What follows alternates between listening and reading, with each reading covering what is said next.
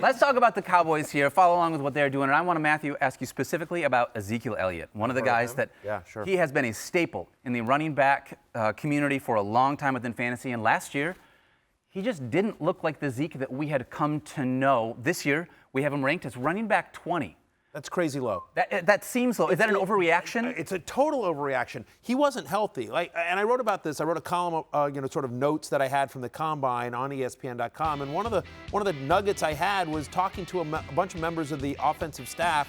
The Dallas Cowboys they were like, we think Zeke is still elite. He played hurt last year. I don't think people understood just how beat up he was. They expect their offensive line to be better this year. They expect Zeke to be fully healthy this year, and we know how that offense runs. It runs through Ezekiel Elliott. I get it that Tony Pollard makes some splash plays when they get him into space, but still, when they get in close, it's going to be Ezekiel Elliott, who even last year, even in a down year, even in a year where people were rolling their eyes, had over 57% of his team's goal-to-go carries, right? Still had 9 different games with 15 or more fantasy points. That was tied for 4th among all running backs. Was still much better.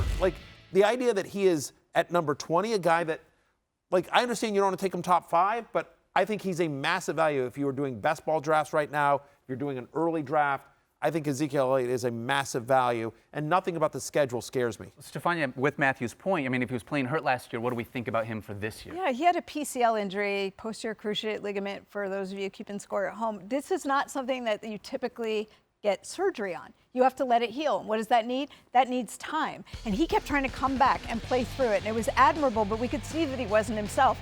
And basically, when you have that type of injury, it feels like your shin bone is sliding backwards on your thigh bone. So imagine him trying to run and get hit over and over again with that. Now he's had the offseason, time to recover. I spoke with someone today who says he looks fantastic and doesn't see any reason why he can't be back to his former self. So I agree. I think 20 is really low. Really low. It seems, Mike, I'm curious from your perspective, the numbers guy. We heard how everyone feels. Right.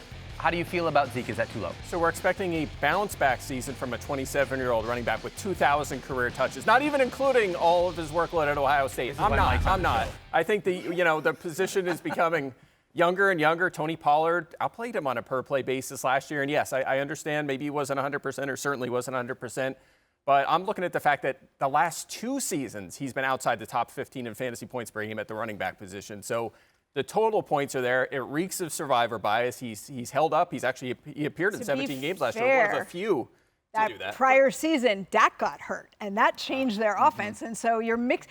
The two of them, first of all, Dak has an offseason of not having to come back from injury. Zeke has a full offseason to recover. I think that combination is going to look different as a result. Hey, and by the way, Mike, think about the Dallas Cowboys this offense. And I understand the usage on Zeke is off the charts, but they lose Amari Cooper, who's now a member of the Cleveland Browns. They're getting Michael Gallup back. We will see if he's back. But they lost Cedric Wilson to the Miami Dolphins, so their passing core is not what it was before. Do they go even more balanced, more run heavy this year? You see it there on your screen. Yes, they got James Washington, who's a nice piece, but he's more of a depth piece.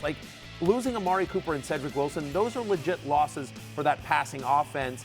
And so when they get in close, it's going to be Ezekiel Elliott. What's the name of the game in fantasy and running backs? It's always touchdowns. And I think we can all agree that the touchdown equity for Ezekiel Elliott, even if he's not super efficient, is likely going to be there. I can understand why you don't rank him where you want last year, but the idea that he's 20th is insane to me. 22nd for me. Oh, wow. Wow. Even lower. How are you even on this show? Clay hates Ezekiel Elliott. You know what? I thought Joe's take of the under on 11 wins for the Packers was the craziest thing I've heard tonight, but that's even crazier. I'm closer to our consensus than you are. I'm just saying. Look, I'm a Washington Commanders fan, a lifelong. I hate the Cowboys, and I'm an Eagles fan. I'm in on Zeke this year at his current price point. Get this. By the way, look at the schedule. Week 14, they play the Houston Texans going into the fantasy playoffs. Like that one. Week 15, at the Jacksonville Jaguars. Right? Week 16, your Philadelphia Eagles at home. And then week 17, they're at the Titans. So a pretty good fantasy playoff schedule and heading into the playoffs. So there we go. And just, by the way. That sets up great for Tony Pollard. That's all I'm saying. Oh, stop. Tony Pollard's not out. Anyway, give me the over. Just mark my words. Give me the over on 11 wins for the Packers. It's a crazy easy schedule. They've won 13 each of the last 2 years. All right, Stefania, so I want to ask you about this because one of the things that the Cowboys are going to need to reach those 11 wins are Michael Gallup after they signed him to a big deal this offseason, obviously coming off of an ACL injury. Where are we at on Michael Gallup? Do you remember when he got hurt? He got hurt in January. It was spectacular. He scored a touchdown after he tore his ACL in that play. So credit to him. Thank you for watching ESPN on YouTube. For live streaming sports and premium content, subscribe to ESPN+.